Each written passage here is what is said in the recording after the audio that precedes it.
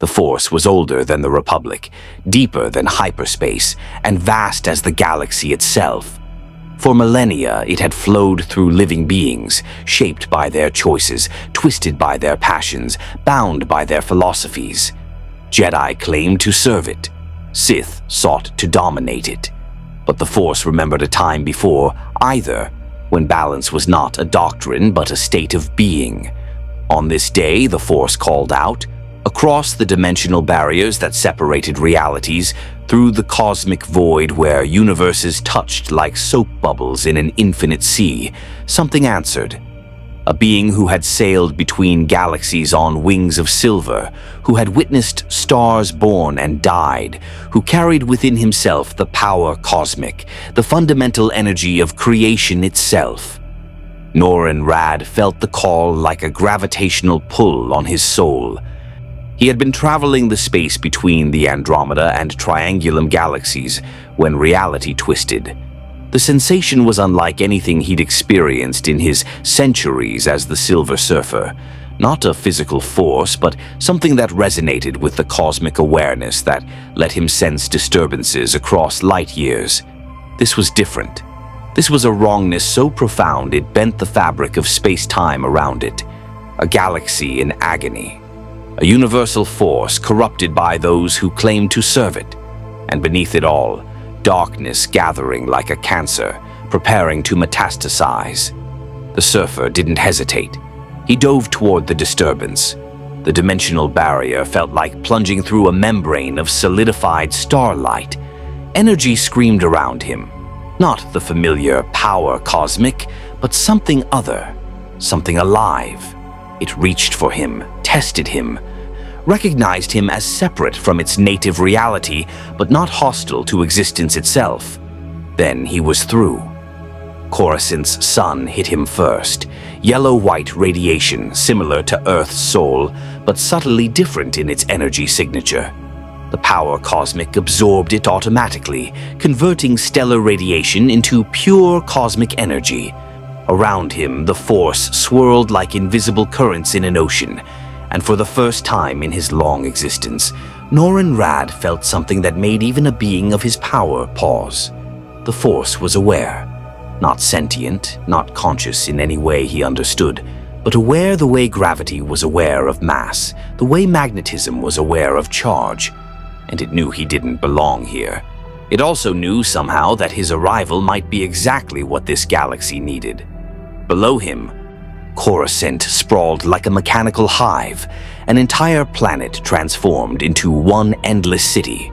Trillions of beings living in towers that pierced the clouds, traffic lanes filled with speeders and shuttles, the hum of a civilization that had forgotten what natural ground felt like. The Surfer's cosmic awareness expanded, touching the minds below. He felt their hopes, their fears, their corruption, their nobility. Senators debating in marble halls while their votes had already been bought. Clone soldiers dreaming of individuality they'd never been designed to possess. Ordinary beings struggling to survive in the lower levels, while the elite dined on synthetic delicacies kilometers above. And in the center of it all, a temple, the Jedi Temple. Even from orbit, the Surfer could sense it. A nexus of the Force so concentrated it created a visible distortion in his cosmic awareness.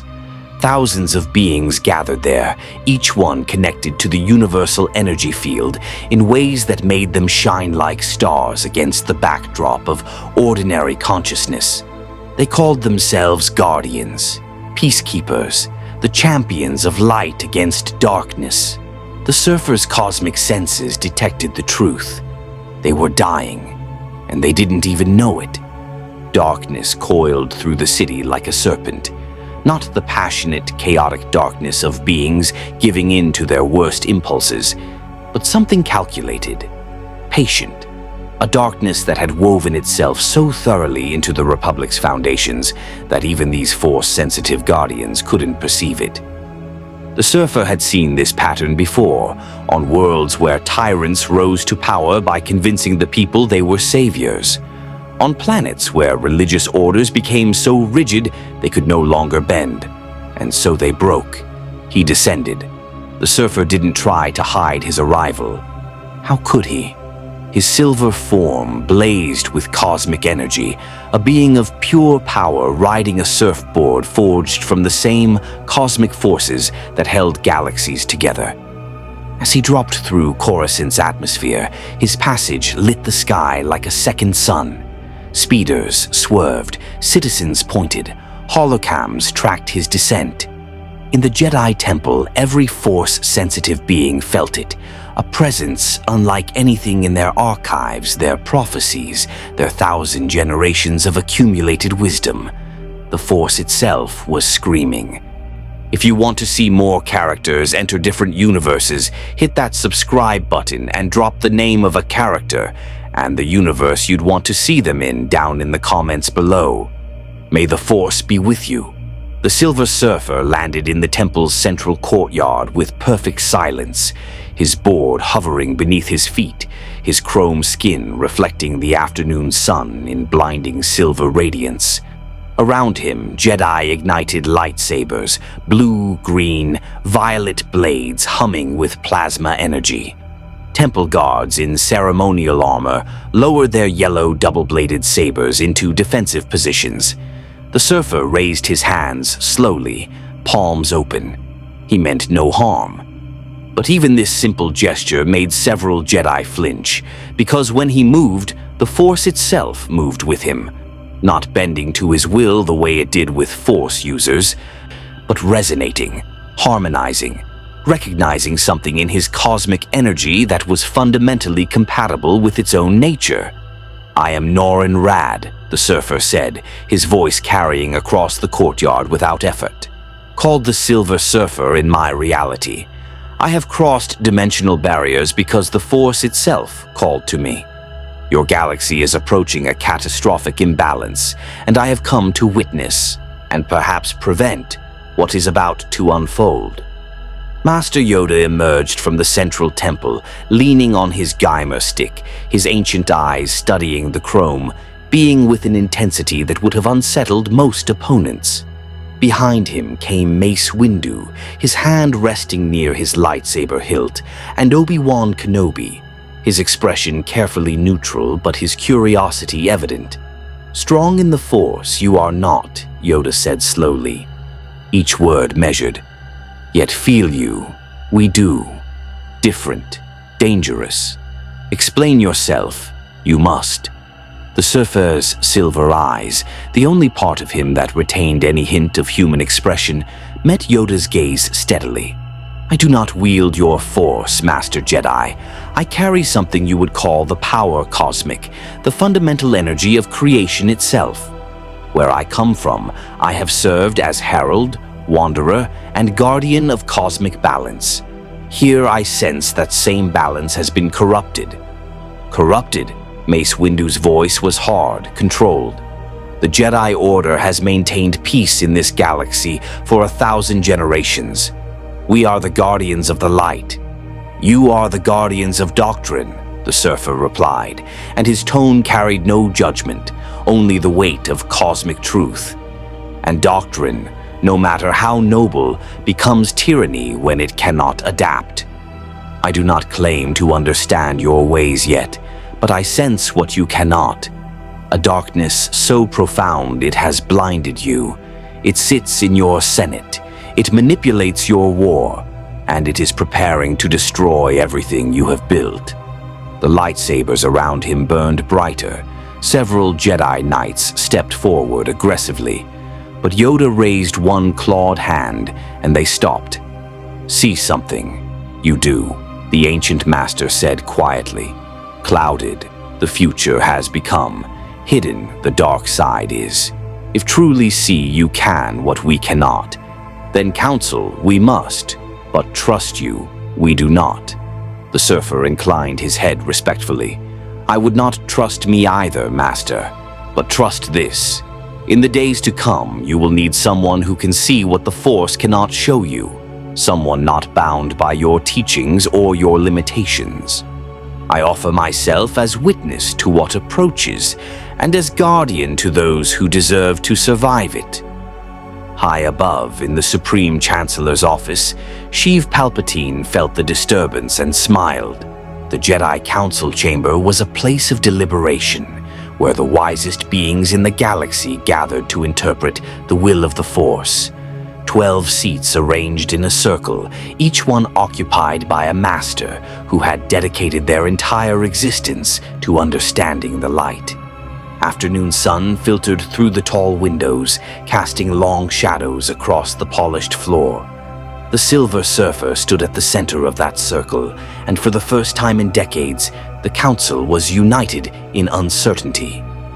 "Your claims are extraordinary," Mace Windu said, his tone precisely controlled but carrying an edge like a vibroblade.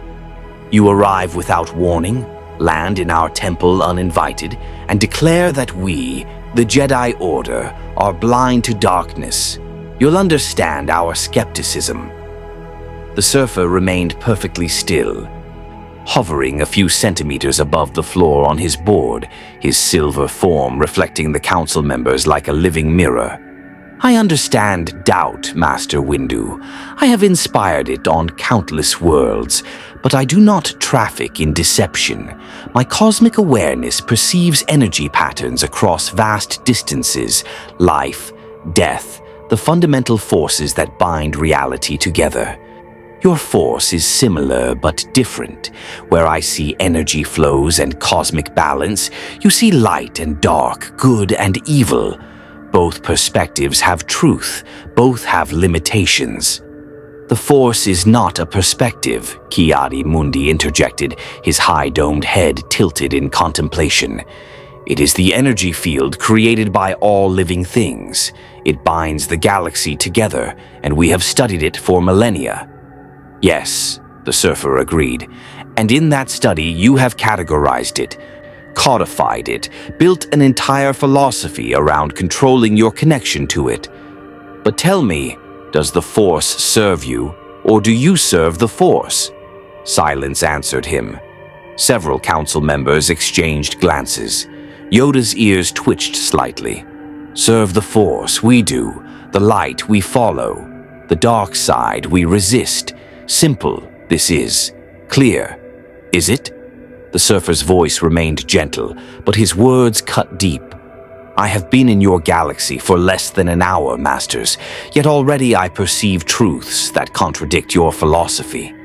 The Force is not light or dark. It simply is.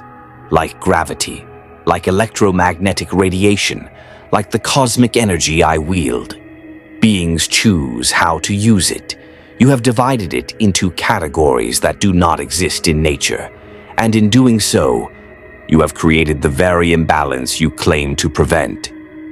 Plo Koon leaned forward, his voice filtered through his Antioch's mask. "You speak of balance, stranger. The prophecy speaks of one who will bring balance to the Force, the chosen one. Perhaps you have sensed this prophecy across dimensional barriers?" The Surfer's expression, subtle as it was on his chrome features, became troubled.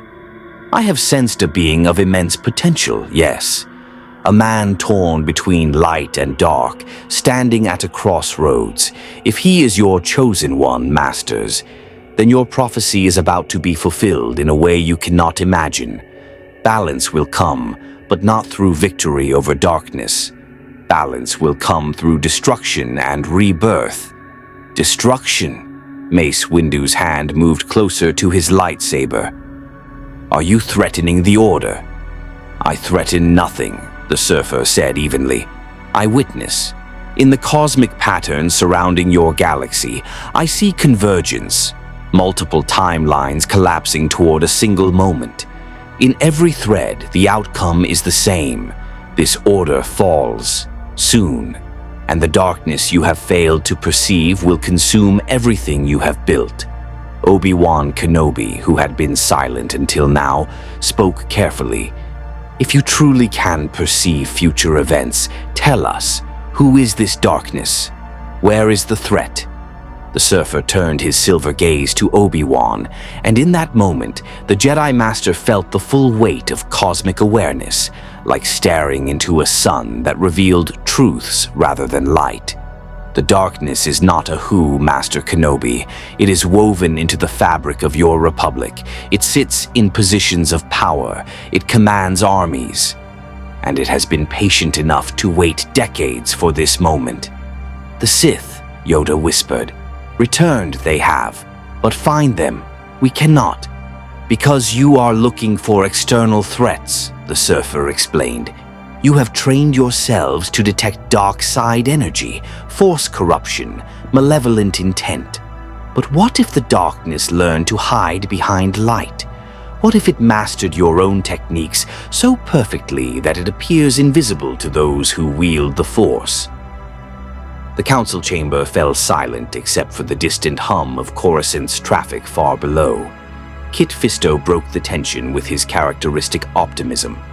These are grave accusations, Silver One, but even if there is truth to your warnings, what would you have us do? Abandon our posts? Suspect every shadow? I would have you question, the surfer replied. Question your assumptions, question your traditions, question whether the path you walk serves the galaxy or merely serves your order's preservation. I have seen 1,000 civilizations rise and fall across the cosmos. The ones that survived were those willing to adapt when reality demanded it. The ones that fell were those who valued their traditions over truth. Mace Windu stood abruptly. The Jedi Order has survived for millennia precisely because of our traditions. We are not perfect, no institution is. But we have maintained peace in this galaxy when others would have let chaos reign. Your cosmic perspective may grant you certain insights, but you know nothing of our history, our sacrifices, or the burden we carry. You're right, the surfer acknowledged. I don't know your history, but I know patterns. And the pattern surrounding your order is one I have seen before. Rigid structures unable to bend when the universe requires flexibility. You speak of maintaining peace, Master Windu, yet you lead armies now. You fight a war that has forced you to compromise every principle you claim to hold sacred. How many clones, living, thinking beings, have died under Jedi command? How many worlds have burned while you struggled to maintain an illusion of neutrality? You have already fallen. You simply haven't admitted it yet. The temperature in the council chamber seemed to drop. Several masters gripped their chairs. Shak T's Leku twitched with barely suppressed anger. But Yoda stared at the Silver Surfer with ancient eyes that had witnessed 8 centuries of galactic history, and for the first time in decades, he wondered if the stranger might be speaking uncomfortable truths. Proven yourself you have not, Yoda said finally. Trust earned it must be. Remain on Coruscant you may, but watched you will be. Closely. If truth you speak, show us. If deception you bring, face judgment you shall. The surfer inclined his head. I accept your terms, Master Yoda, though I suspect events will prove my words faster than I can demonstrate them. The convergence approaches. The dark side will reveal itself soon, and when it does, I will stand with those who choose to survive rather than those who choose martyrdom for doctrine. Mace Windu's jaw tightened. The Jedi do not fear death in service to the light. I know, the surfer said quietly, and there was something like sadness in his metallic voice. That is precisely what will destroy you. The council dismissed him then, but as the Silver Surfer glided from the chamber, every master felt the same unsettling sensation, that they had just spoken with a being who could see their ends as clearly as they could see Coruscant's sun setting beyond the windows. In the corridors outside, temple guards escorted the Chrome Stranger to guest quarters that would serve as his temporary residence and his prison. They watched him constantly. They monitored his movements. They treated him as the threat Mace Windu believed him to be. What they didn't realize was that the Silver Surfer needed no physical freedom to perceive what was coming. His cosmic awareness extended across the entire planet. into the Senate building where a Sith Lord sat in the highest office, into the clone barracks where programmed soldiers carried inhibitor chips that would turn them against their Jedi commanders, into the hearts of Jedi who were already breaking under the weight of impossible choices. The surfer closed his eyes and felt the galaxy's pain, and he began to plan how to save what deserved saving when everything else burned. Supreme Chancellor Palpatine stood before the floor-to-ceiling windows of his private office, hands clasped behind his back, staring out at Coruscant's endless cityscape. To any observer, he was the picture of thoughtful leadership, a statesman burdened by war, contemplating the Republic's future with appropriate gravitas. In truth, Darth Sidious was savoring his victory. The Silver Surfer's arrival had been unexpected, unprecedented, and perfect. For decades, Sidious had manipulated the Force itself, clouded the Jedi's vision, hidden his true nature behind layers of deception so intricate that even Master Yoda, 800 years of accumulated wisdom, could not pierce the veil. He had orchestrated wars, corrupted chosen ones, and positioned himself to become emperor of a new galactic order. And now the universe had delivered him a god. "Fascinating," he murmured, feeling the disturbance, the chrome being created in the Force. Not dark side corruption, not light side purity. Something else, an energy signature that existed outside the dichotomy Sidious had spent his entire life mastering. The Force provides, even when one does not ask. Behind him, holographic projections displayed intelligence reports compiled by Republic security forces, eyewitness accounts of the surfer's arrival, sensor readings that made no sense, energy outputs that exceeded capital ship reactors, molecular structures that shouldn't exist, gravitational distortions around the being's body that suggested he was bending space-time itself simply by existing. Sidious had faced Jedi Masters. He had destroyed Sith rivals. He had manipulated the strongest Force users of his generation. But this was something he had never encountered, a being whose power potentially exceeded even his own. The question was simple. Could the Silver Surfer be controlled? If yes, then Sidious would possess the ultimate weapon, something even more devastating than the clone army, more terrifying than Order 66. A cosmic enforcer who could crush entire star systems if properly motivated. If no, then the being represented the only genuine threat to his plans in 20 years. Sidious smiled. Either way, the game had just become infinitely more interesting. A discreet chime announced a visitor. "Enter," he called, his voice warm and grandfatherly. The Chancellor's voice, not the Sith Lord's. Anakin Skywalker strode in, his robes disheveled from combat training, his expression troubled. The young Jedi Knight had been growing more conflicted by the day, frustrated by the Council's distrust, tormented by visions of Padme's death, desperate for power to prevent loss. Sidious had cultivated that desperation like a gardener tending poisonous flowers. "Anakin, my boy," Palpatine said warmly, gesturing to a chair. "Please, sit. You look troubled." "It's this stranger," Anakin said without preamble, dropping into the offered seat with characteristic impatience. "The Silver Surfer. The Council is debating what to do with him, but they're not sharing information with the rest of us. Master Windu thinks he's dangerous. Obi-Wan thinks he might be telling the truth.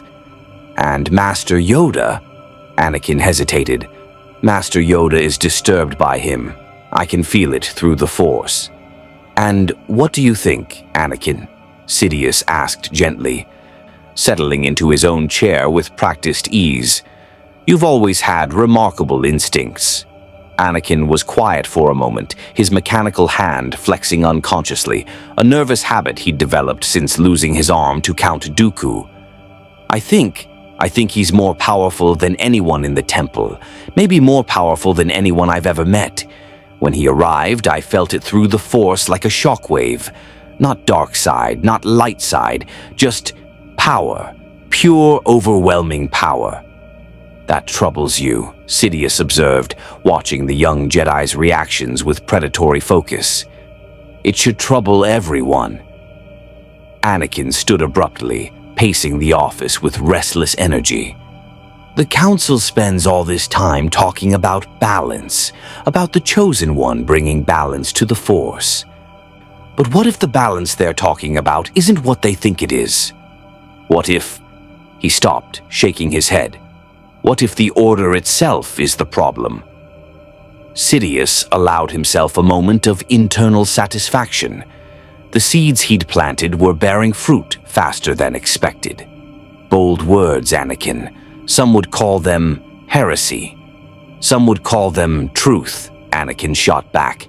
The Council keeps secrets. They preach compassion but forbid attachment. They claim to serve the Force but make decisions based on politics. And now this being appears, someone who can see things they can't, and their first instinct is to imprison him rather than listen.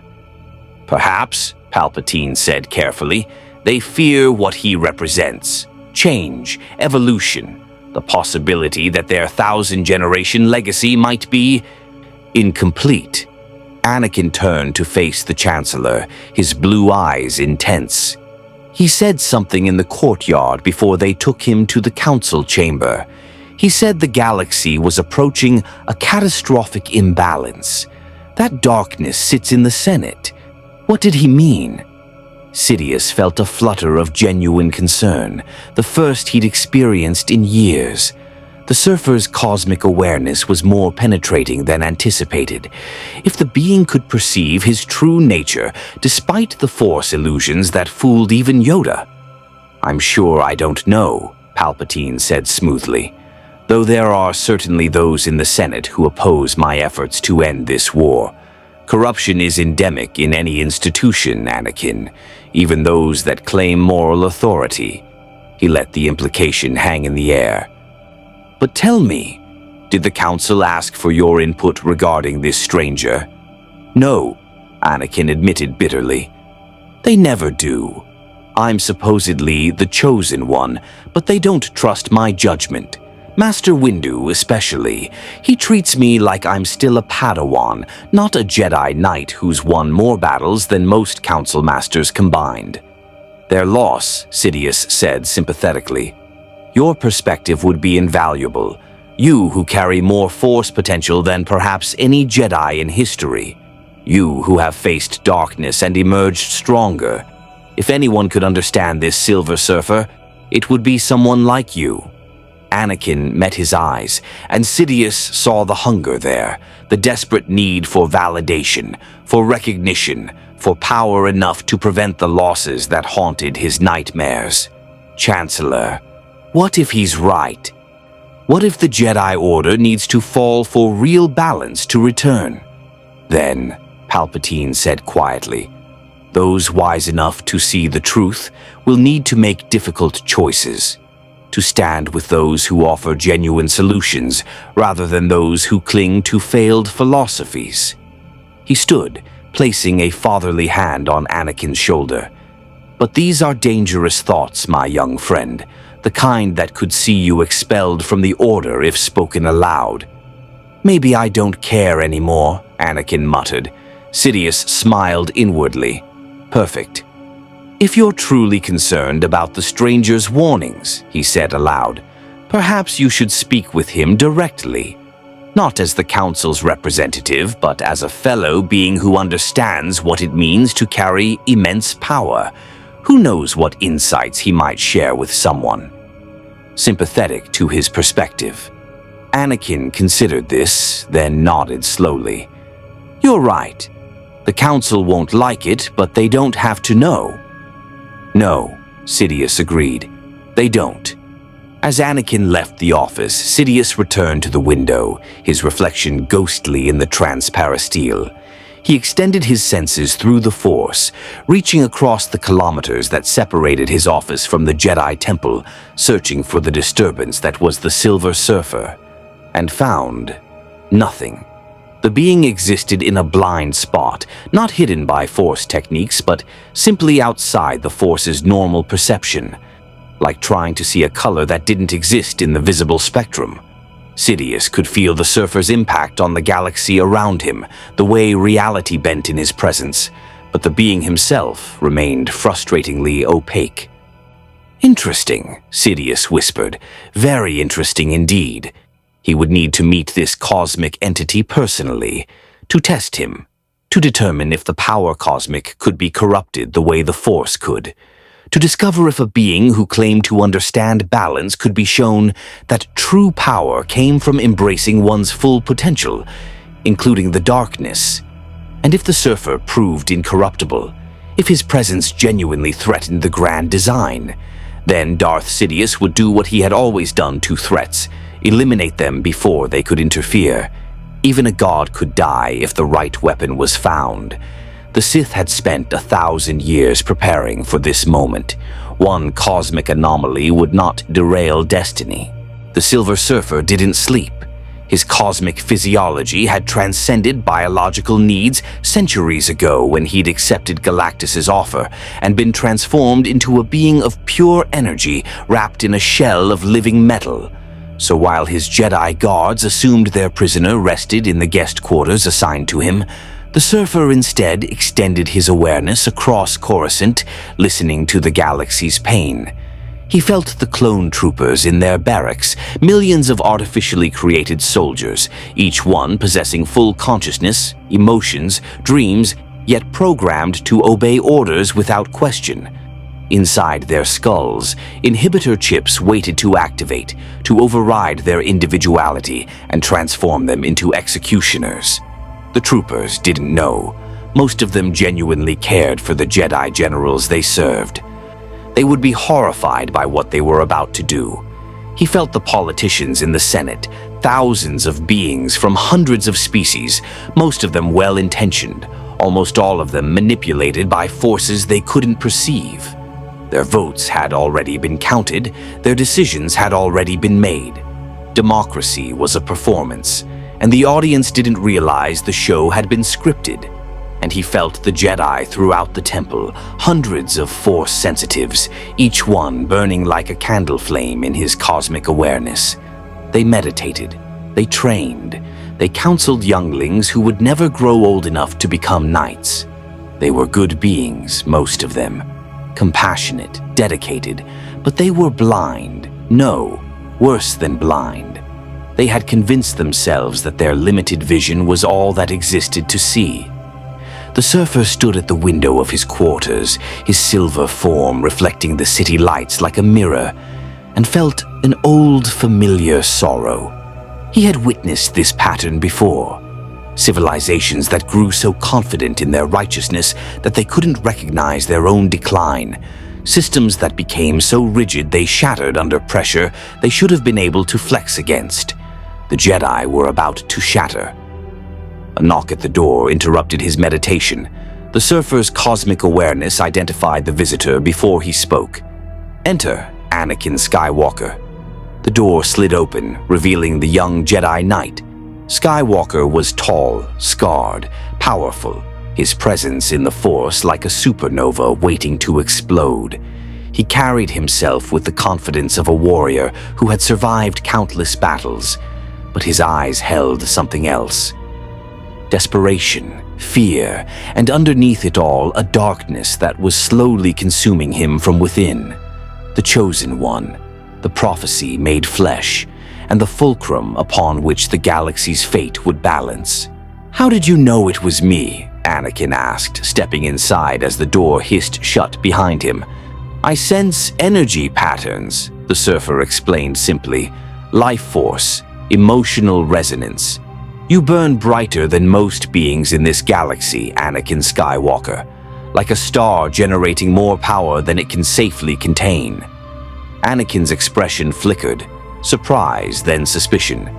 "The Council sent you to evaluate me, didn't they? To determine if I'm falling to the dark side. The Council did not send me. I am as much their prisoner as their guest." The surfer turned from the window, his silver eyes meeting Anakin's blue ones. You came here of your own choice, because you sensed something in me, a truth that the Council cannot or will not speak. And what truth is that? Anakin challenged, his hand instinctively near his lightsaber hilt. That power is neither good nor evil, the Surfer said quietly. That the Force is not divided into light and dark, but made so by those who wield it. That you have been taught to fear half of your own nature, and that fear is destroying you from within. Anakin stood very still. When he spoke, his voice was barely a whisper. You can see it, the darkness in me. I see conflict, the Surfer corrected. I see a being torn between what he has been taught and what he feels, between the Jedi's doctrine of detachment and your natural capacity for profound love, between the power you possess and the restrictions placed upon it. You are not falling to darkness, Anakin. You are being crushed between two opposing philosophies, neither of which is complete. The Jedi way has failed you, the Surfer interrupted gently, just as it has failed countless others. They took you as a child, told you that attachment leads to suffering, then expected you to care deeply enough about strangers to die for them. They preach balance but practice suppression. They claim to serve all beings but operate as soldiers in a political war. Do you not see the contradictions? Anakin's mechanical hand clenched into a fist. If the Jedi way is wrong, then what's right? The Sith way, embracing passion and hatred and selfishness? No, the Surfer said firmly. The Sith are equally trapped by dogma. They simply worship power instead of peace. True balance lies between, Anakin. In accepting that beings contain multitudes, that love can coexist with duty, that power can be used without being abused, that darkness acknowledged is darkness controlled. You sound like... Anakin hesitated, then pushed forward. You sound like the Chancellor. He tells me the Jedi are too limited in their thinking, that real solutions require embracing one's full potential. The Surfer felt a chill run through his cosmic awareness, not physical cold, but the sensation of patterns clicking into place. Your Chancellor is the darkness I spoke of, the Sith Lord who has hidden himself in plain sight for decades. Anakin's lightsaber was in his hand instantly, blue blade igniting with a snap hiss. How dare you accuse? I do not accuse, the Surfer said calmly, not moving, not threatening. I observe. My cosmic awareness perceives energy patterns that your Force training blinds you to. The being you know as Palpatine radiates corruption like a black hole radiates gravitational distortion. He is the source, the architect of this war, the darkness that will destroy the Jedi Order and remake this galaxy in his image. You're lying, but Anakin's hand trembled slightly. Chancellor Palpatine is a good man. He's been like a father to me. He's the only one who tells you what you want to hear, the Surfer finished. The only one who validates your frustrations. The only one who promises you power enough to prevent loss. Yes, that is precisely what predators do, Anakin. They identify your vulnerabilities and exploit them. The lightsaber blade wavered. Anakin's face twisted with conflicting emotions, denial, anger, and underneath it all, terrible doubt. If what you're saying is true, if the Chancellor is a Sith Lord, why hasn't the Council detected him? Why haven't I sensed it? Because he is more skilled than any dark side user in a millennium, the Surfer explained. Because the Force itself has been clouded by his manipulations, and because, Anakin Skywalker, part of you does not want to know. Because accepting this truth means losing the one person who has offered you the unconditional acceptance the Jedi denied you. Anakin deactivated his lightsaber with shaking hands. He stared at the Surfer with a mixture of horror and fascination. What am I supposed to do? That, the Surfer said, is entirely your choice. I do not claim to know your destiny, Chosen One. My cosmic awareness shows me probabilities, not certainties. But I can tell you this. In the next few days, you will face a decision that will determine the fate of trillions. You will be offered power beyond imagination.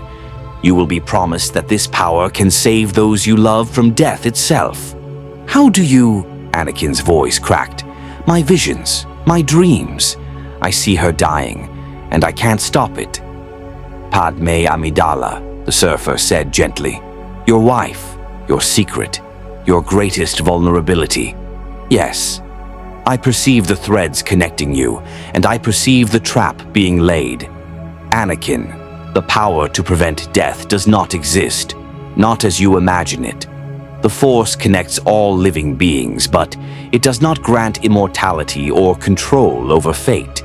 Anyone who promises you such power is offering a lie designed to enslave you. Tears glistened in Anakin's eyes. Then what hope do I have? If I can't save her...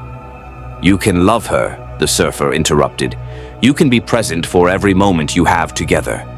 You can accept that loss is part of existence, and that experiencing it does not make you weak. It makes you alive. The Jedi taught you that attachment leads to suffering.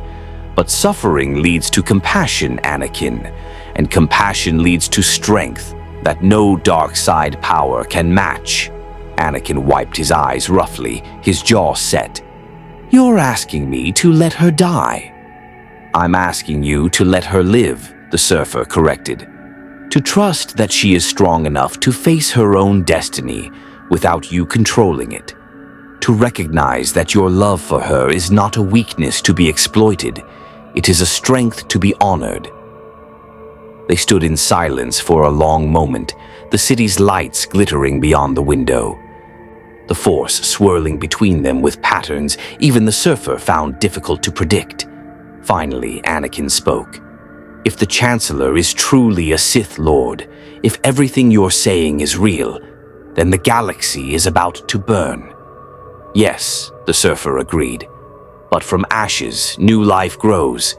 The Jedi Order as it exists must fall, Anakin. That is inevitable.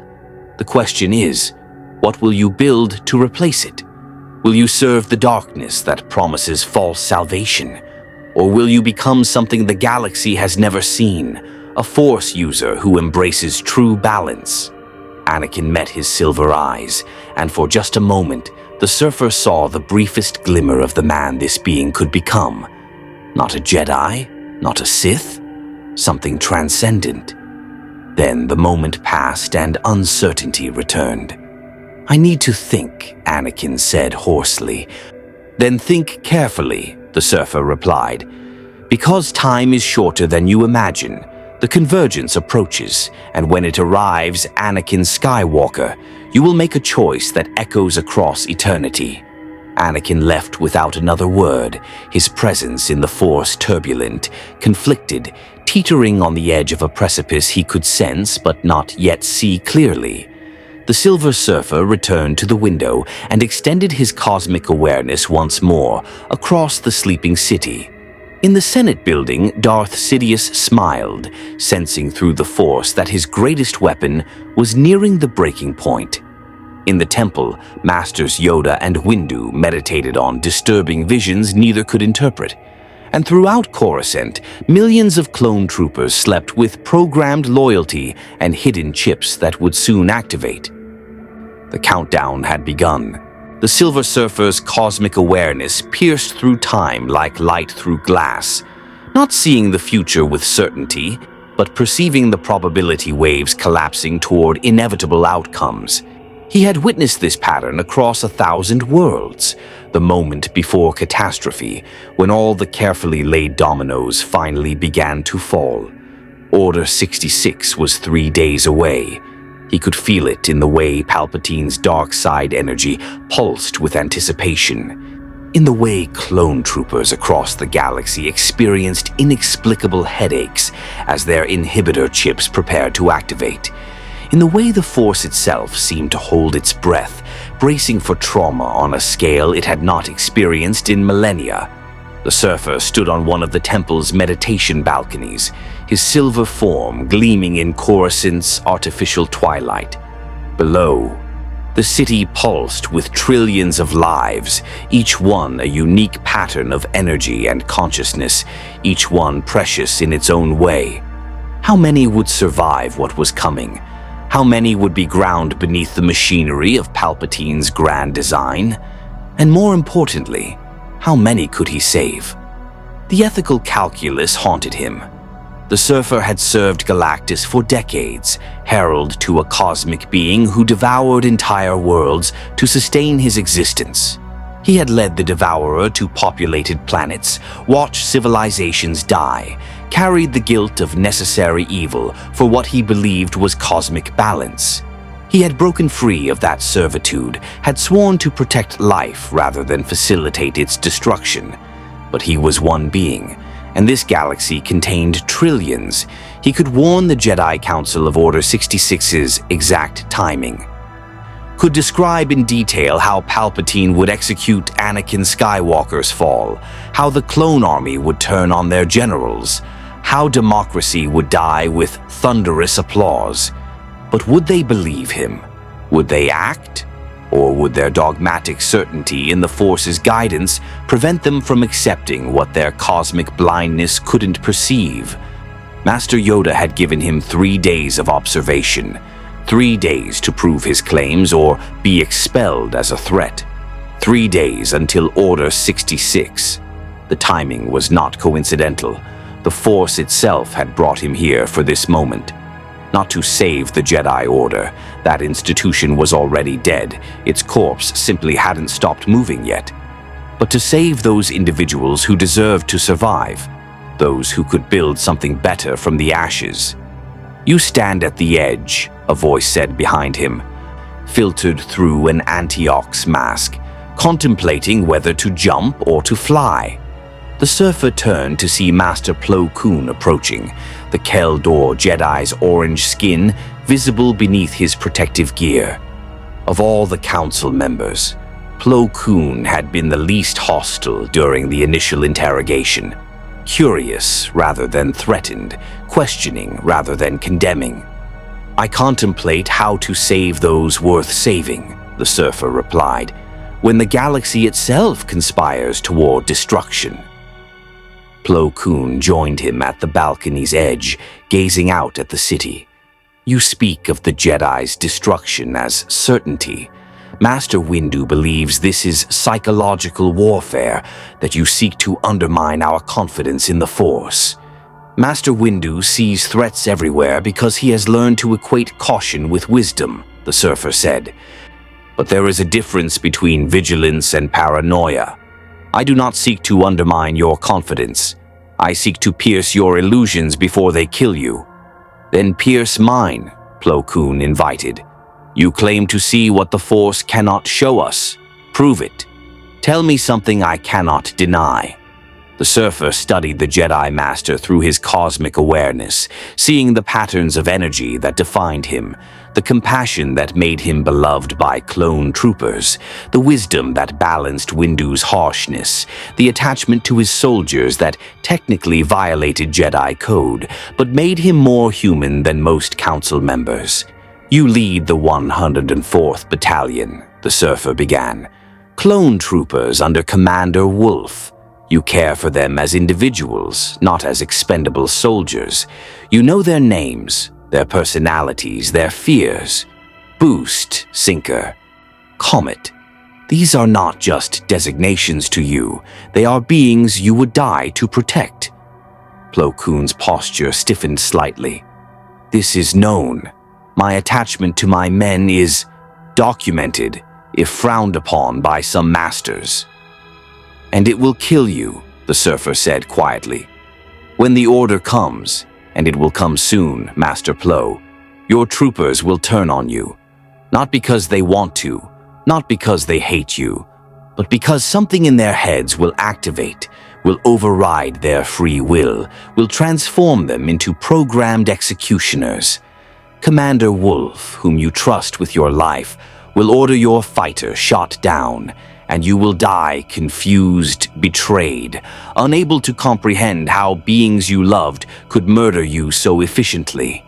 The silence stretched between them, broken only by the distant hum of traffic. "You are describing my death," Plo Koon said finally, his voice carefully controlled. "With specificity. Either you are a prophet or you know more than you claim."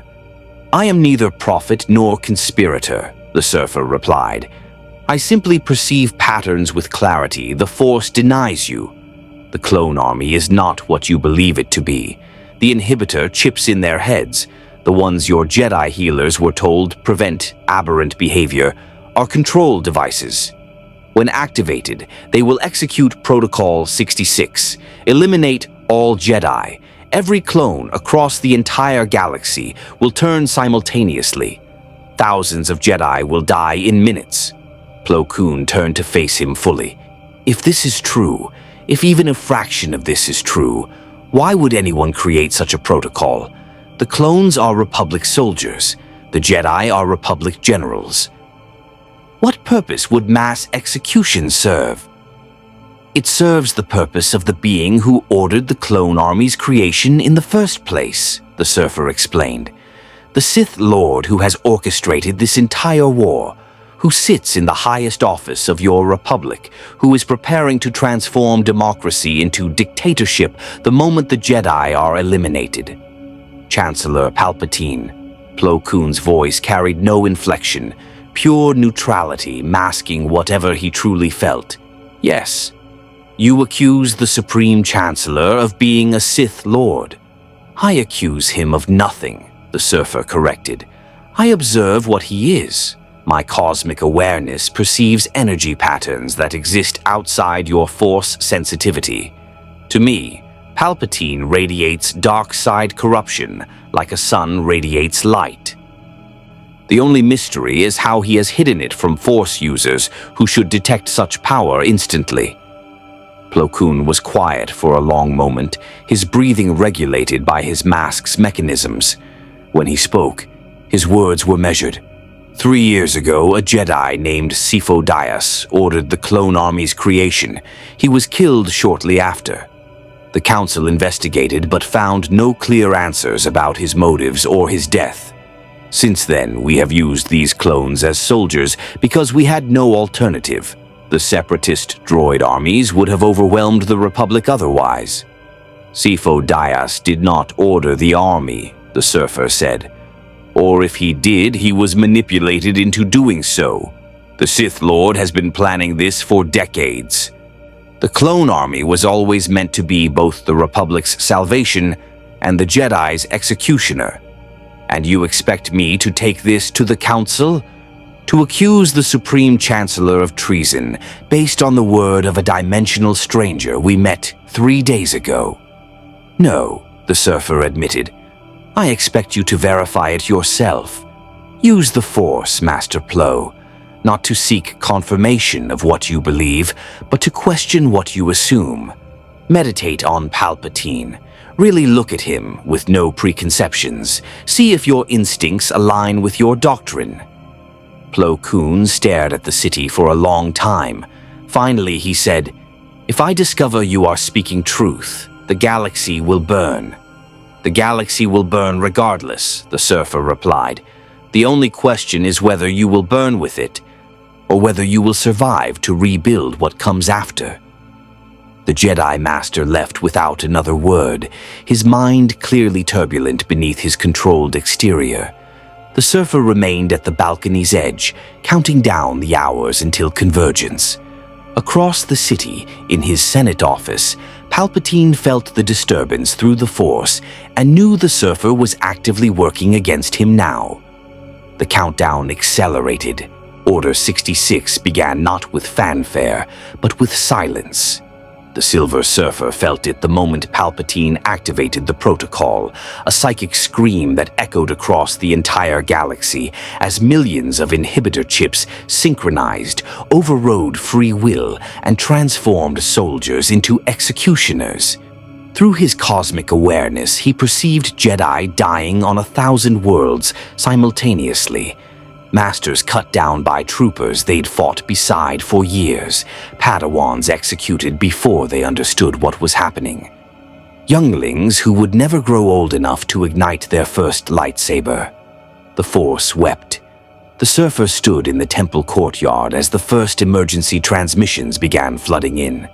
Masters Yoda and Windu rushed past him toward the communications center, their faces grim.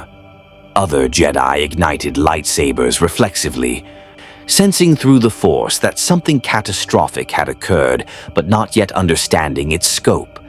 Then the temple's clone garrison turned.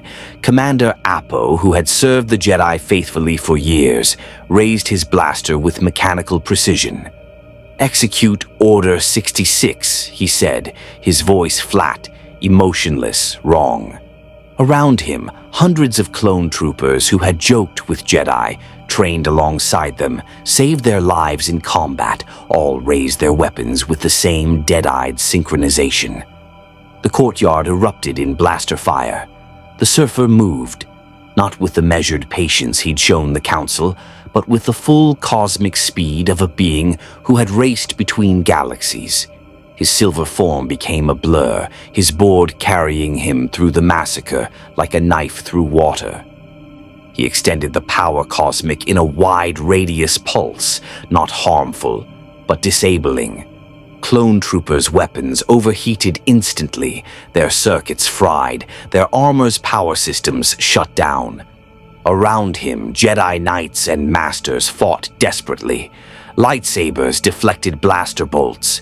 The Force threw clone troopers across the courtyard, but there were too many attackers, too much surprise, too little time to mount an organized defense.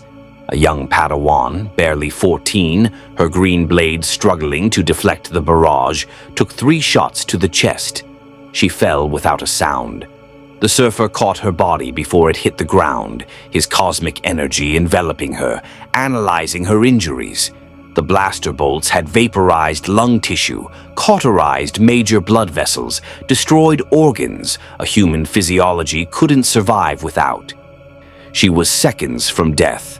He could save her. The power cosmic could manipulate matter at the molecular level. He could reconstruct damaged tissue, restart her heart, restore what the violence had taken. He had healed planets scarred by Galactus's feeding.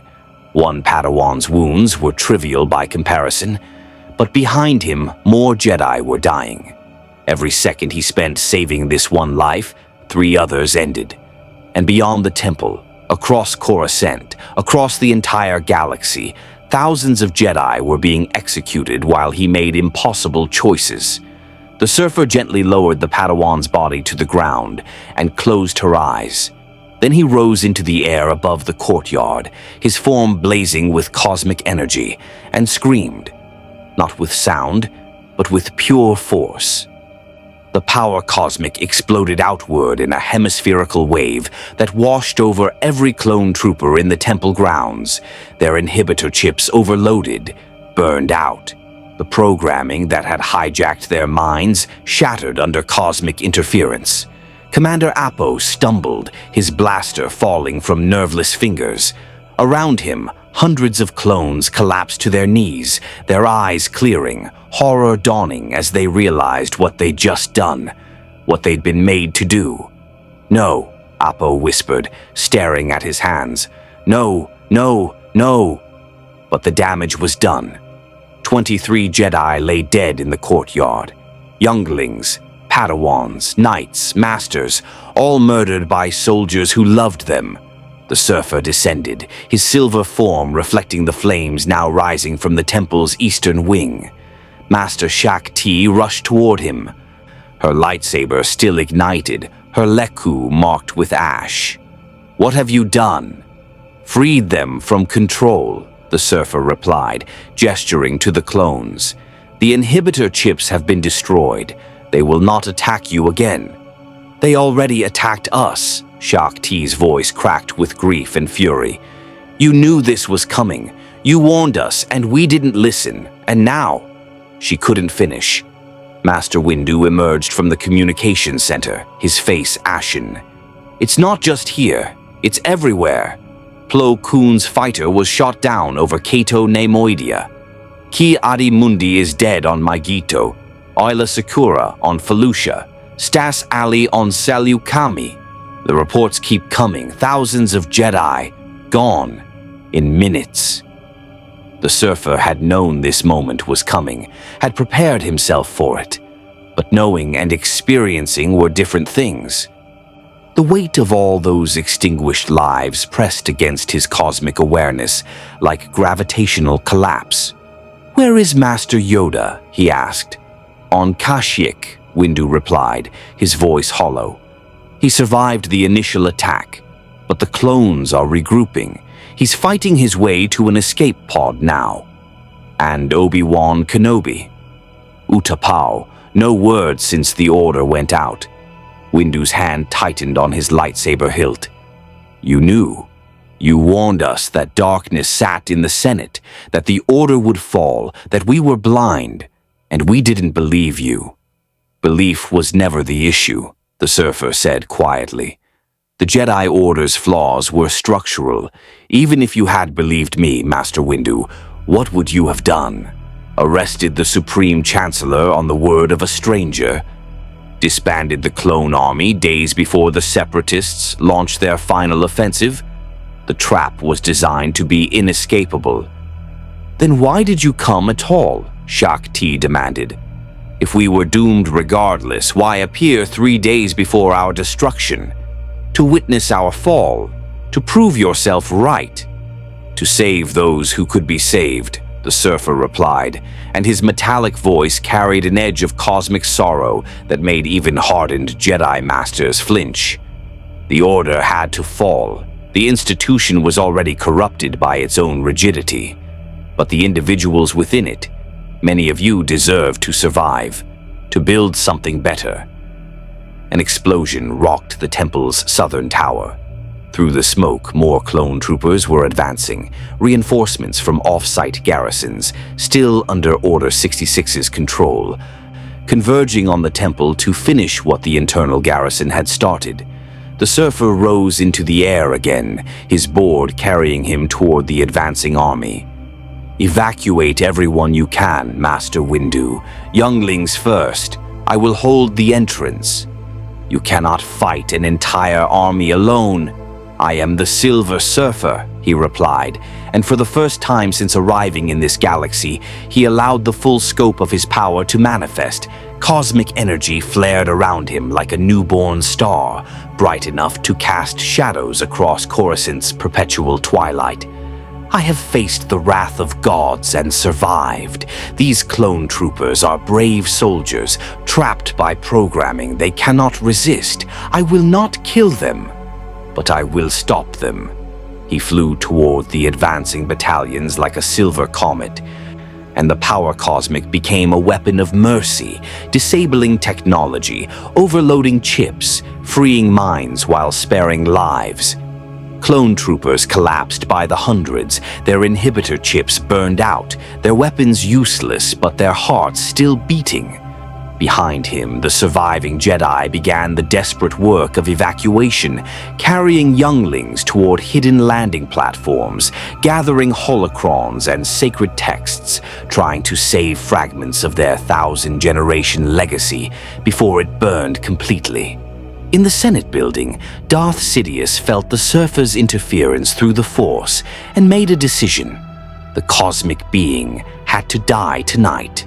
And on Mustafar, Anakin Skywalker stood in a separatist stronghold, surrounded by the corpses of separatist leaders he'd been ordered to execute, his lightsaber still burning, his choice finally made. The galaxy's fate hung on a knife's edge. The Senate Rotunda had witnessed 1,000 debates over democracy's future. Tonight, it would witness democracy's death. The Silver Surfer descended through the massive chamber's open roof, his cosmic awareness guiding him past anti-air defenses that hadn't even registered his approach. Below, in the Supreme Chancellor's private office, he felt Palpatine's presence like a wound in reality, dark side energy so concentrated it warped space-time itself. The surfer had faced tyrants before, cosmic entities drunk on power, warlords who commanded armadas. But Palpatine was different. He was patient darkness, calculated evil, a being who had spent decades constructing the perfect trap, who had manipulated an entire galaxy into destroying itself, who had corrupted the very concept of democracy from within. And now, with Order 66 activated and the Jedi scattered, Palpatine had won. The office doors opened before the Surfer could announce himself. Inside, Darth Sidious stood silhouetted against Coruscant's burning skyline, his back to the entrance, his hands clasped behind him. He no longer wore the mask of the kindly Chancellor. The Force radiated from him like heat from a furnace, raw, malevolent, triumphant. "The Herald arrives," Sidious said, his voice carrying the rasp of a lifetime channeling the dark side. "I wondered when you would grace me with your presence, Silver Surfer. You've been quite disruptive to my carefully laid plans." "Your plans required the genocide of thousands," the Surfer replied, gliding into the office, his board hovering beneath his feet. "I disrupted only the cruelty, not the outcome. The Jedi Order has fallen as you intended, but many individuals survived who would have died under your perfect scenario." Sidious turned to face him, and for the first time the Surfer saw the Sith Lord's true face. Yellow eyes burning with dark side corruption, skin sallow and withered from decades of channeling power that corroded the body even as it strengthened the spirit. This was not the grandfatherly Chancellor the Republic had trusted. This was something ancient and hungry. "Individual lives," Sidious mused, circling the Surfer like a predator evaluating prey. "You speak as if they matter in the grand design, but history is not written by individuals, cosmic stranger. It is written by those with the vision and will to reshape entire galaxies. The Jedi are gone. The Republic will be reorganized into the first Galactic Empire. And I will rule as Emperor, bringing order to chaos, strength to weakness, purpose to a galaxy that has drifted too long without direction." "You will rule as tyrant," the Surfer corrected, "trading one form of corruption for another. The Jedi Order failed because it became rigid. Your empire will fail because it is built on fear and oppression. Both represent imbalance." "Balance," Sidious laughed, a sound like grinding glass. "The Jedi spoke endlessly of balance. Do you know what balance truly is, Herald? It is not the coexistence of light and dark. It is the dominance of the strong over the weak, the natural order of the universe, and the Force. The true Force, not the sanitized version the Jedi preached, rewards those bold enough to seize their destiny." The Surfer remained motionless, his cosmic awareness analyzing Sidious with precision. The Sith Lord's power was immense, decades of dark side mastery, knowledge accumulated from ancient Sith holocrons, techniques that bent reality itself. In this galaxy's terms, Palpatine was a god, but the Surfer had fought actual gods, had been remade by Galactus himself. The power cosmic that flowed through his body came from the fundamental forces that predated galaxies. The question wasn't whether he could defeat Palpatine. It was whether defeating him would save this galaxy or doom it. "You hesitate," Sidious observed, his yellow eyes narrowing. "Interesting. You have the power to kill me. I sense that much. Yet you stand there, contemplating consequences. Perhaps you are wiser than the Jedi after all." "Killing you would be simple," the Surfer agreed. "I could unmake you at the molecular level before your Force lightning reached me. But what would that accomplish? The clone army follows your orders. The Senate believes you are their savior. The infrastructure of your empire is already in place. If I kill you now, the power vacuum would plunge this galaxy into chaos worse than any you could inflict." "So you see the trap?" Sidious smiled, a predator's grin. "I have spent 40 years building a machine that cannot be stopped by killing its operator. My death would not restore the Republic. It would not resurrect the Jedi. It would simply create a power struggle between warring factions, each claiming legitimacy, each willing to sacrifice billions to claim the throne. You could kill me, Harold, but you would save nothing. The surfer knew he was right. Had seen this pattern play out across a dozen civilizations, systems so thoroughly corrupted that removing the tyrant only made things worse, at least temporarily. The question was always whether short-term chaos was worth long-term freedom. "You're wondering if I can be redeemed," Sidious said, reading the hesitation. "If there is some flicker of Sheev Palpatine still buried beneath Darth Sidious, if the right words, the right appeal to mercy, might turn me from this path."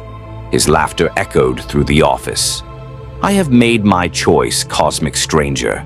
I am the dark side. I have no divided loyalties, no conflicted conscience.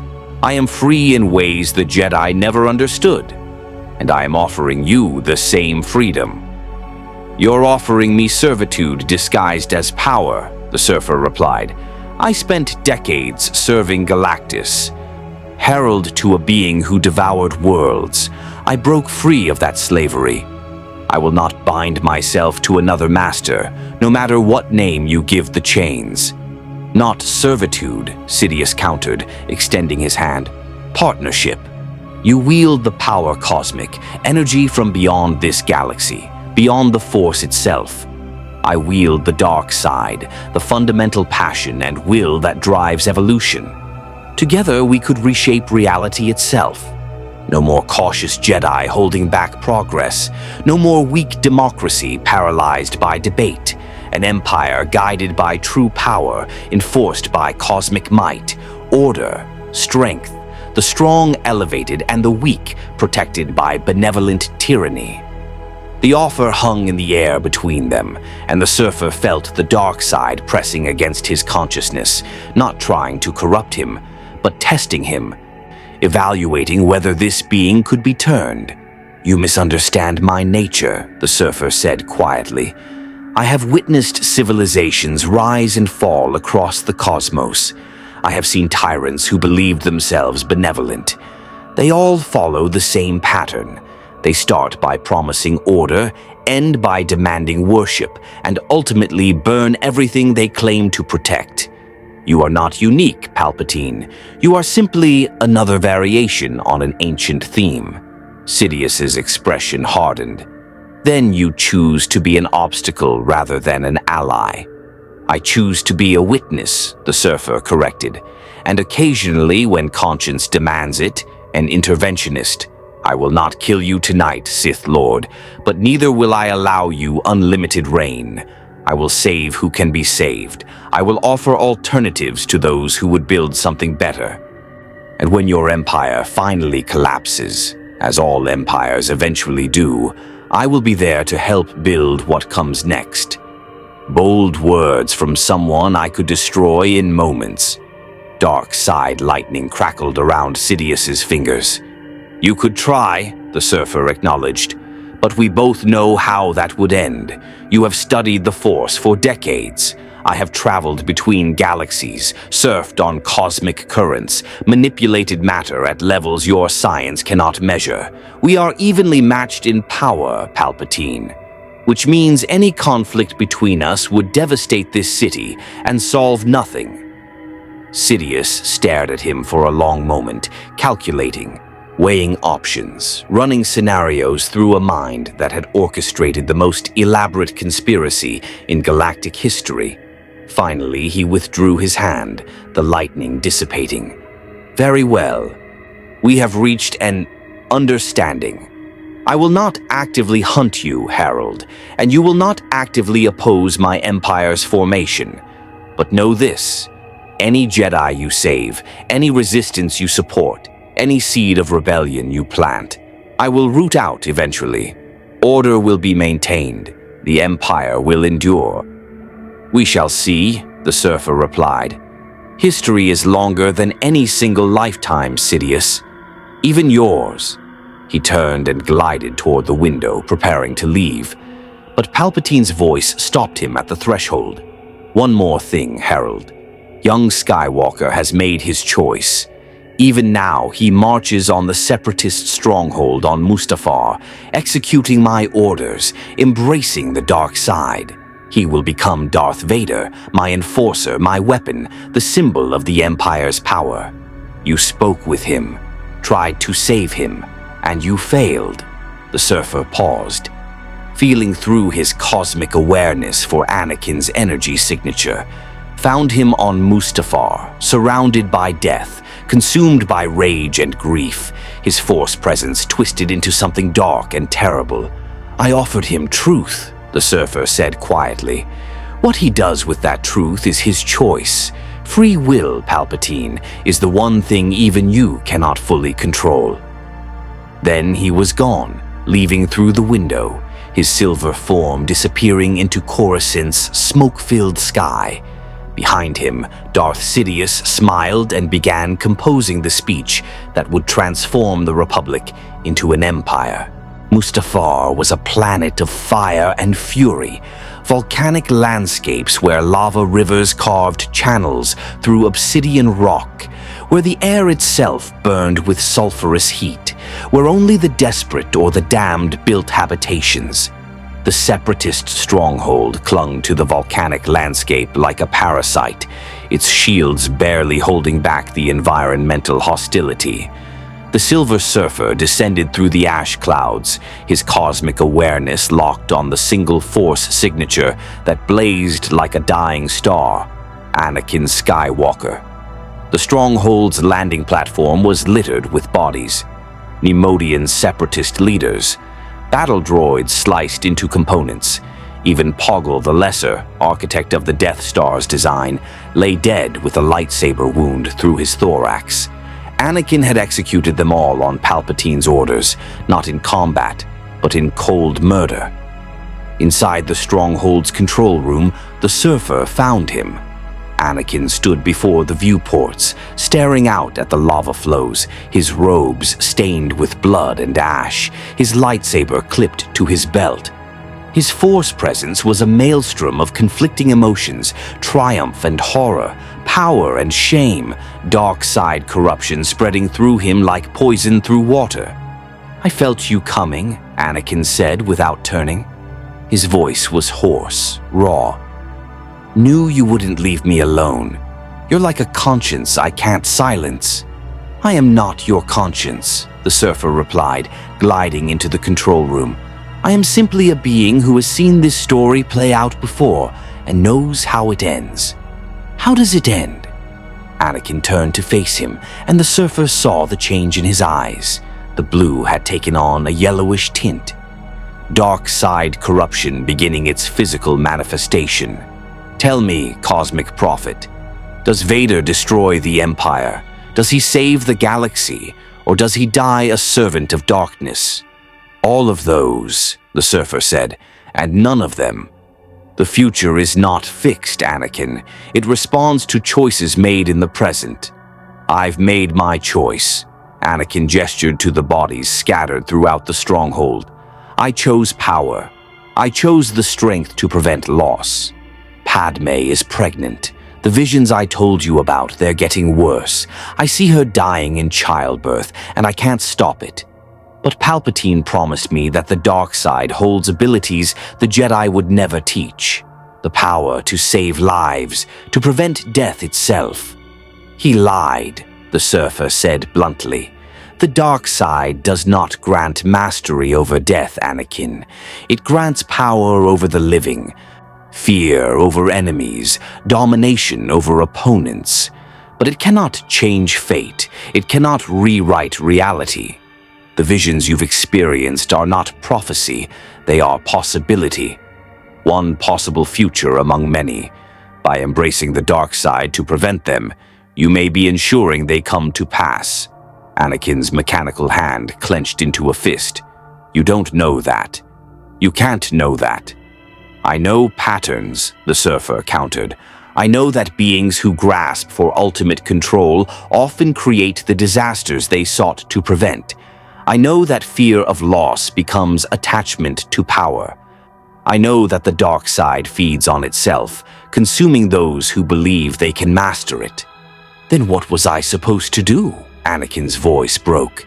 The Jedi told me to let go of my fears, to trust in the Force, to accept loss as natural. But Padme is my wife, the mother of my children. How can I just accept her death? How can any philosophy that demands I do nothing while she dies be right? The surfer moved closer, his silver form reflecting the lava's glow through the viewports. The Jedi were wrong to demand emotionlessness, Anakin. Love is not a weakness. Attachment is not a path to darkness. But possessive attachment, the desperate need to control outcomes, to prevent change, to hold on to people as if they are property rather than partners, that is the path you've chosen. You love Padme, but do you love her enough to let her make her own choices? To face her own destiny with strength? Or do you love her the way a drowning man loves a piece of driftwood, as salvation rather than as a person? Anakin flinched as if struck. You don't understand. I understand perfectly, the surfer interrupted. I sacrificed myself to save my homeworld, Zenla, from Galactus's hunger. I became the herald of a world devourer, led him to thousands of populated planets, watched civilizations die so that my own people could live. I told myself it was necessary, that cosmic balance required such sacrifices. But the truth was simpler and more terrible. I was afraid to lose what I loved, so I became complicit in others' suffering. That is not love, Anakin. That is fear wearing love's mask. It's not the same. It is exactly the same. The surfer's voice carried the weight of cosmic truth. You are executing separatist leaders not because they pose a threat, but because Palpatine promised you power in exchange for obedience. You are slaughtering opponents not in combat, but in murder. You are becoming the very thing the Jedi feared, not because you are inherently evil, but because you have convinced yourself that noble intentions justify terrible actions. Anakin ignited his lightsaber, the blue blade humming with plasma energy, casting harsh shadows across the control room. Don't pretend to judge me, stranger. You're not from this galaxy. You don't have attachments. You don't understand what it means to face losing everything. I understand better than you know. The surfer made no move to defend himself, though the power cosmic swirled around him like a visible aura. But there is a difference between understanding fear and surrendering to it, between acknowledging attachment and being enslaved by it. Anakin, you stand at a crossroads. Behind you lies the path you've chosen, service to Palpatine, embrace of the dark side, transformation into Darth Vader. That path leads to decades of suffering. You will lose Padme anyway. You will be burned, broken, rebuilt as more machine than man. You will serve the Empire and commit atrocities that will haunt you until your dying breath. And the other path? Anakin's voice was barely a whisper. Difficult, the surfer admitted, but possible. You reject Palpatine's lies. You return to Coruscant and expose him to those who still believe in democracy.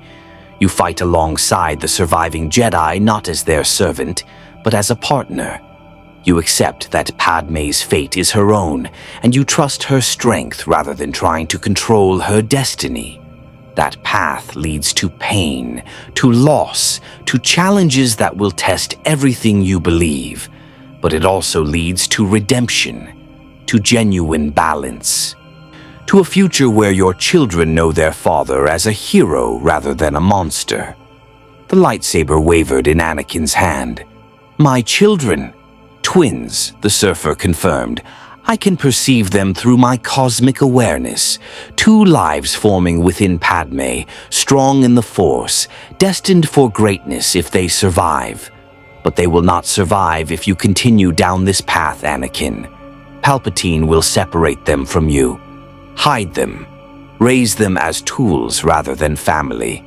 The visions you fear of Padme dying, of losing everything, will manifest because you grasped too tightly, not because you lacked power. Tears carved clean tracks through the ash on Anakin's face. I don't know if I can come back from what I've done. The younglings at the temple, the separatist leaders here. I've murdered innocents, crossed lines I swore I'd never cross. How do I return from that? By choosing to return, the surfer said simply. Redemption is not a destination, Anakin. It is a direction. You cannot undo the past, but you can choose a different future. The question is, are you strong enough to admit you were wrong? Brave enough to defy the Sith Lord who promises you everything? Wise enough to recognize that true power comes not from domination, but from compassion? The lightsaber deactivated. Anakin stood trembling, balanced between darkness and light, between Vader and Skywalker, between the destiny Palpatine had crafted and the future the surfer offered. Through the viewports, lava flows cast dancing shadows. Somewhere in the stronghold's depths, maintenance droids continued their programmed routines, oblivious to the cosmic drama unfolding in the control room. Finally, Anakin spoke. If I refuse Palpatine, he'll kill me. Or worse, he'll target Padme. I've seen what he's capable of, felt his power. He's stronger than any Jedi I've ever met. He is powerful, the surfer agreed, but he is not invincible, and you will not face him alone. I will stand with you, Anakin, as will the Jedi who survived Order 66, as will the beings across this galaxy who still believe in something better than tyranny. The battle will be long, the cost will be high, but the alternative, becoming Vader, serving darkness for decades, that cost is higher still.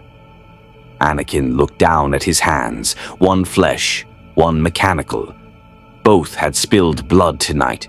Both had carried out atrocities, but both could still choose a different path. Obi-Wan, he whispered, is he alive? Yes, he survived Utapau and is searching for survivors. If you return to the light, Anakin, he will forgive you. Not immediately, not easily, but eventually. That is what it means to be a true Jedi. Not suppressing attachment, but choosing compassion even when it hurts. Anakin straightened, wiping the tears from his face, his expression hardening with determination. Then let's go stop an Emperor. The Silver Surfer inclined his head. A wise choice, Anakin Skywalker. Perhaps there is hope for this galaxy after all. Together, the Chosen One and the Cosmic Herald, they left Mustafar behind, rising through ash clouds toward a galaxy on the brink of transformation.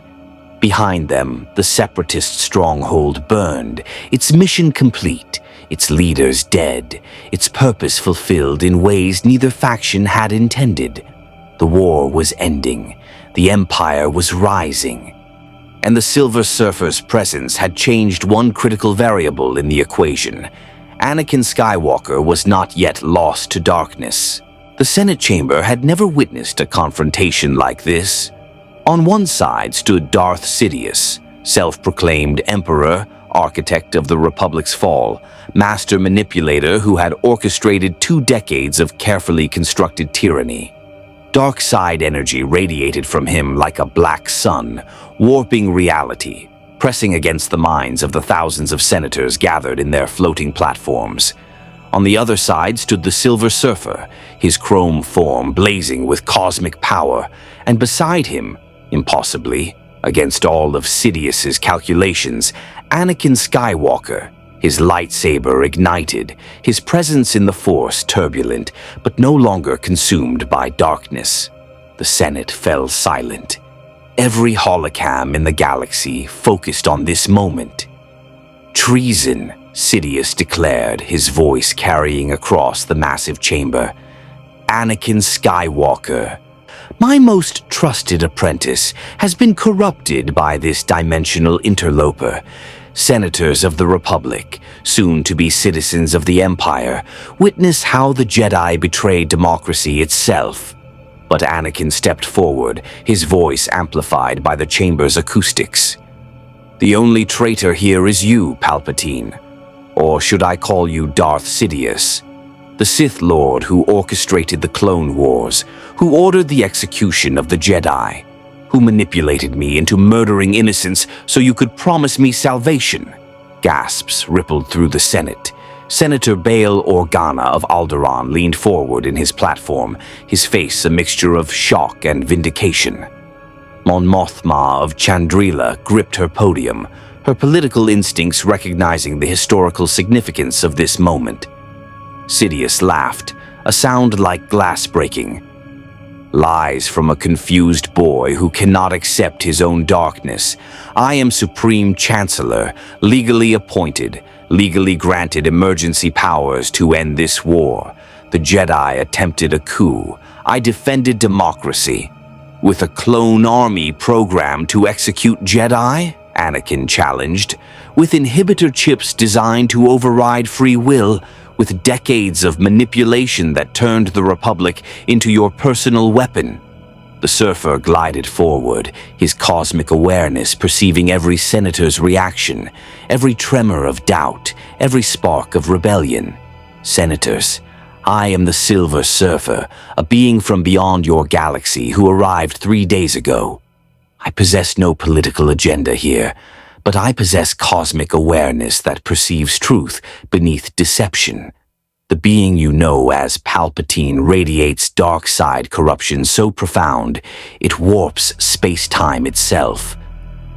He is what the Jedi called a Sith Lord, the ancient enemy of both Jedi and democracy." "Prove it," Senator Orn Free Ta of Ryloth demanded, his leku twitching nervously. "Show us this dark side you claim to perceive."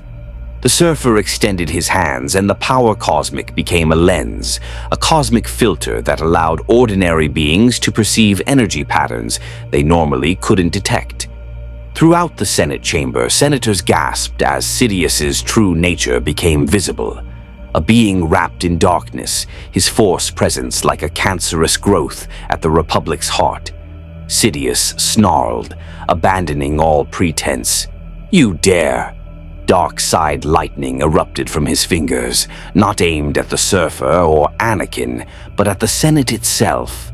Bolts of pure malevolence arced toward Senator Organa, toward Mon Mothma, toward any politician who had ever questioned his authority. The Silver Surfer moved faster than thought, his board carrying him through the Senate chamber in a blur of silver light. The power cosmic absorbed Sidious's lightning, channeled it harmlessly into energy he could manipulate. Around him, the Force itself seemed to recoil from the dark side's fury. Anakin engaged Sidious directly, his lightsaber meeting the Sith Lord's crimson blade that had materialized in his wrinkled hand. The duel that followed was nothing like the elegant demonstrations Jedi performed for younglings. This was brutal. Desperate combat between beings who understood exactly what was at stake. Sidious was faster than Anakin expected, more skilled than any opponent he'd faced. Decades of Sith training, ancient techniques lost to the Jedi. The raw power of the dark side channeled through a master who had no moral limitations. The Sith Lord's blade was everywhere, slashing, stabbing, forcing Anakin backward across the Senate floor. "You were to be my masterpiece," Sidious hissed, his yellow eyes blazing. "The chosen one, transformed into the perfect weapon. And you threw it away for what? For conscience? For love? For the pathetic weakness the Jedi called virtue? For choice," Anakin gasped, deflecting a strike that would have taken his head. "Something you've never understood, Palpatine. You manipulate, control, dominate. But you can't comprehend beings who choose to resist you." The surfer circled the combat, his cosmic awareness tracking every senator's position, ensuring no stray lightning or deflected blade struck innocent bystanders. But he didn't interfere directly. This confrontation was Anakin's to win or lose, the moment that would define whether the Chosen One truly brought balance. Sidious unleashed another torrent of Force lightning. Anakin caught it on his lightsaber, the energy crackling along the blade, but the sheer power drove him to his knees. His mechanical hand sparked, his flesh hand trembled. "You see?" Sidious advanced, his wrinkled face twisted with malevolent glee. "You are nothing without the dark side. I made you strong. I gave you purpose, and you repay me with betrayal." "You gave me slavery disguised as strength," Anakin growled. Through his pain, through his exhaustion, he reached deep into the Force. Not the dark side, not the rigid Jedi teachings, but something between. The balance the Surfer had spoken of. Power tempered by compassion, strength guided by conscience. The Force responded. Anakin rose, his lightsaber blazing brighter, and for the first time in the duel, he drove Sidious backward. Not through hatred, not through fear, but through determination rooted in love. For Padme, for his unborn children, for the galaxy that deserved better than tyranny. Their blades locked. Anakin stared into Sidious's yellow eyes and saw the truth. The Sith Lord was powerful, ancient, skilled beyond measure. But he was also alone, isolated by his philosophy, incapable of genuine connection. He had spent decades manipulating others but had never truly understood them. "I was never your masterpiece," Anakin said quietly. "I was your victim, but not anymore." He channeled the Force in a way Sidious didn't anticipate, not as a weapon, but as a barrier. A shield of pure energy that severed the Sith Lord's connection to the dark side corruption he'd woven through the Senate building. For just a moment, Palpatine's power faltered. The Silver Surfer seized that moment. The power cosmic enveloped Sidious like a silver cage, molecular bonds holding him immobile, cosmic energy suppressing his connection to the Force. The Sith Lord struggled, dark side lightning crackling uselessly against barriers that existed beyond what the Force could affect. "You cannot hold me forever, Herald," Sidious snarled. "The Empire will rise regardless. My commanders will execute my orders. The clone army answers to me." "No," the Surfer replied calmly. "The inhibitor chips have been disabled across the entire Grand Army. I've spent the last 3 days working with Jedi technicians, using the power cosmic to broadcast a signal that overloaded every chip simultaneously. The clones are free, and they remember what you made them do to their Jedi generals." Sidious's expression flickered, the first genuine fear the Sith Lord had shown. Bail Organa's voice rang out across the Senate. "Sheev Palpatine, you are under arrest for treason, conspiracy, mass murder, and crimes against the Republic. The Senate will vote on your fate. And I will ensure you face justice," the Surfer added, "in a prison designed to hold even Force users. You have lost, Sidious, not through death, which would make you a martyr, but through exposure. The galaxy will know what you are, what you've done, and they will choose something better." Around the chamber, senators were already calling for votes, forming coalitions, beginning the messy work of rebuilding democracy from its ashes. It wouldn't be easy. Decades of Palpatine's manipulation had corrupted countless systems, but the possibility existed now, the chance to build something worthy of the Republic's ideals.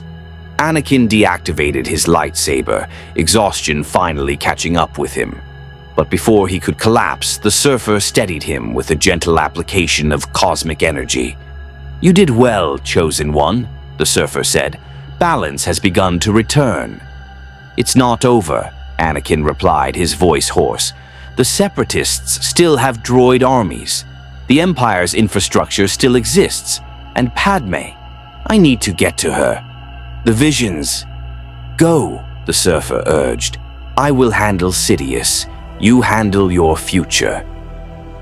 Anakin ran from the Senate chamber, his Force presence blazing with renewed purpose.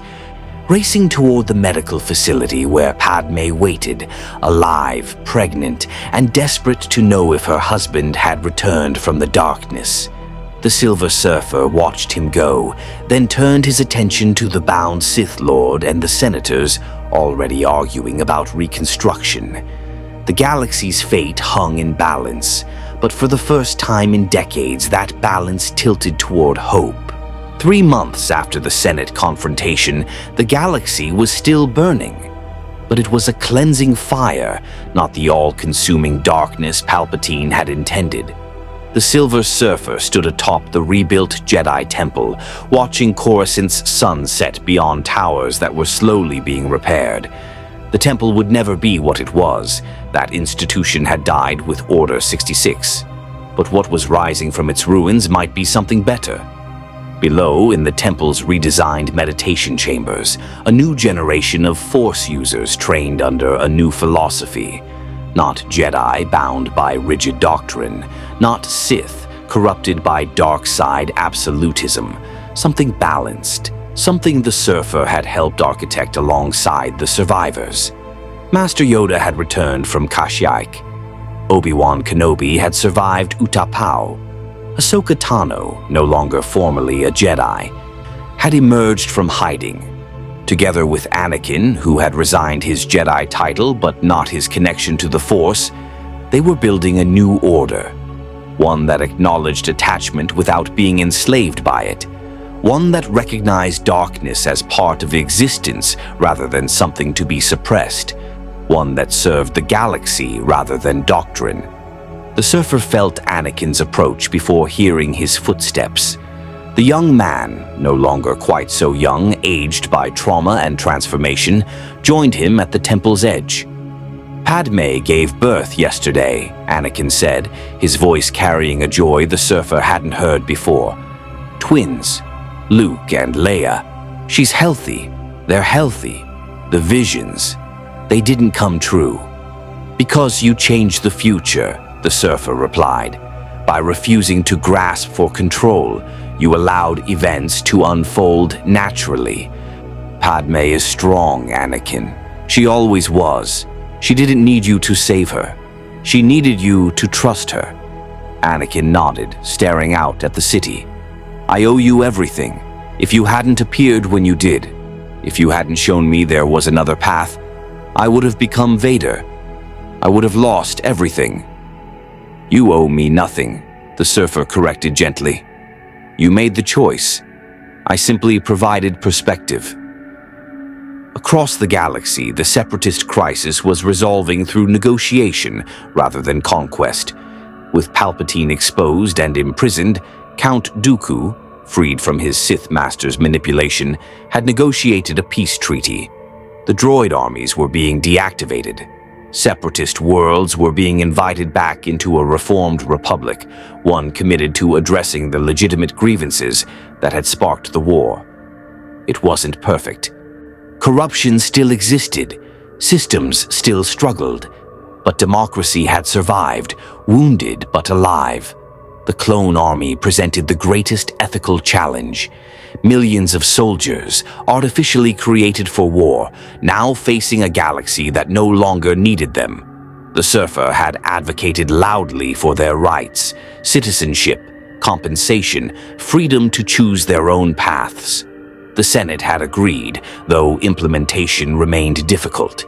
Commander Apo, freed from his inhibitor chip, had become an advocate for clone rights. Other clones were scattering across the galaxy, some becoming peacekeepers, others choosing civilian lives, all finally granted the agency they'd been designed to lack. What will you do now? Anakin asked. Stay here, help us rebuild. The Surfer shook his head slowly. No, this is not my galaxy, Anakin. I was brought here to witness a specific moment, to help tip the balance when it mattered most. But the rebuilding must be your work, not mine. If I stay, I become a crutch. The galaxy must learn to stand without cosmic intervention. You're leaving. It wasn't a question. Soon, the Surfer confirmed. The force that called me here is quiet now. The dimensional barrier between your reality and mine is closing. In a few days, I will return to my own galaxy, my own responsibilities. But I will remember you, Anakin Skywalker. Remember the chosen one who chose balance over power, who chose redemption over damnation. Will we ever see you again? The surfer smiled, a subtle expression on his metallic features. The cosmos is vast but not infinite. Realities touch in unexpected ways. Perhaps one day, when this galaxy faces another crisis it cannot solve alone, the Force will call out again, and perhaps I will answer. They stood in companionable silence, watching as speeders traced light patterns through the dusky sky, as the galaxy slowly transformed from war to peace, from tyranny to potential. In a maximum security facility designed by the surfer himself, Darth Sidious sat in a cell that suppressed Force abilities, contemplating his failure, plotting escapes that would never succeed. He would stand trial, would face justice, would spend his remaining years imprisoned, his grand designs reduced to bitter memories. In the Senate, Bail Organa and Mon Mothma were crafting new legislation, reforms designed to prevent another Palpatine from rising, checks on emergency powers, protections for individual liberties. Democracy, tested by fire, was emerging stronger. And in a modest apartment in Coruscant's upper levels, Padme Amidala held her newborn twins while Anakin watched over them, his Force presence finally at peace, no longer torn between light and dark, but embracing the balance between. The galaxy will tell stories about you, Anakin said.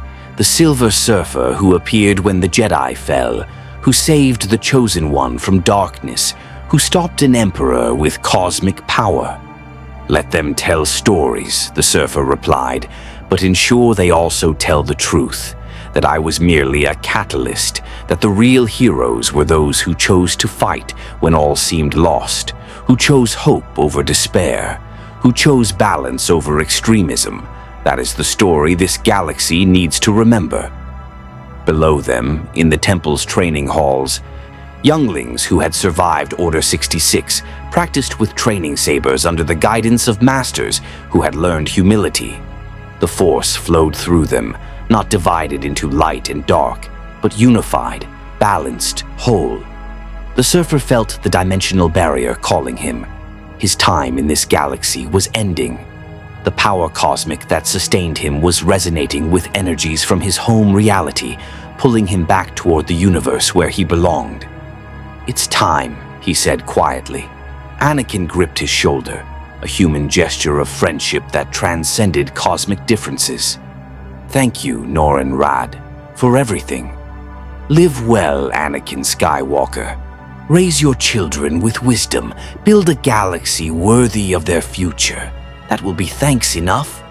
The Silver Surfer rose into the air, his board carrying him higher, his cosmic energy beginning to resonate with frequencies beyond this reality. Throughout Coruscant, beings looked up to see a silver star ascending, growing brighter, becoming a beacon of hope in the twilight sky. Master Yoda stood on a distant balcony, watching the surfer's departure. Learned much from him, we did. Humility, balance, that strength alone answers are not. Obi-Wan Kenobi joined him, his robes still bearing scorch marks from Utapau. He changed everything, saved us when we couldn't save ourselves. No, Yoda corrected gently. Showed us how to save ourselves, he did. The galaxy's future, ours to forge, it remains. His gift was perspective, not salvation. The Silver Surfer reached the edge of Coruscant's atmosphere, pausing one final time to look down at the galaxy he'd helped save. Through his cosmic awareness, he felt millions of lives, clone troopers choosing their own destinies, Force-sensitive children training without dogma, politicians debating reforms, ordinary beings rebuilding hope from trauma. This galaxy would face challenges ahead. The separatist crisis had been resolved, but new threats would emerge. The balance he'd helped establish was fragile, requiring constant attention, eternal vigilance. But the foundation was solid now. The possibility of genuine peace existed.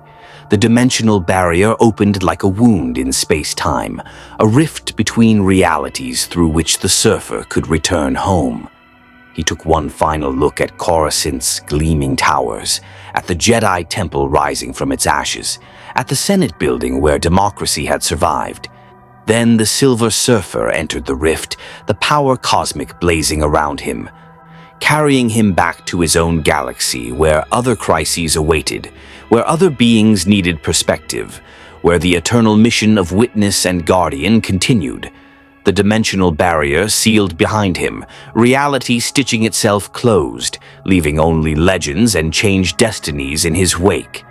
In the years that followed, the galaxy would remember the silver being who appeared when balance hung by a thread, who possessed power to rival gods but chose wisdom over domination, who proved that even the most carefully constructed tyranny could fall when beings chose hope over fear. The Jedi Order was reborn, not as it was, but as it should have been. The Republic reformed with humility and vigilance. The clones gained citizenship and purpose, and two children named Luke and Leia grew up knowing their father not as Darth Vader, Dark Lord of the Sith, but as Anakin Skywalker, the chosen one who had chosen balance. The Silver Surfer's presence had lasted only months, but its impact would echo for generations. The Force remembered the Silver Surfer long after he departed, not as a Force user, but as something else entirely, a cosmic entity who had touched this galaxy briefly, fundamentally altering its trajectory without seeking dominion or worship. Jedi scholars would debate for centuries whether his arrival was destiny or chance, whether the Force itself had called across dimensional barriers, or whether pure cosmic accident had delivered the right being at the right moment. Perhaps it didn't matter.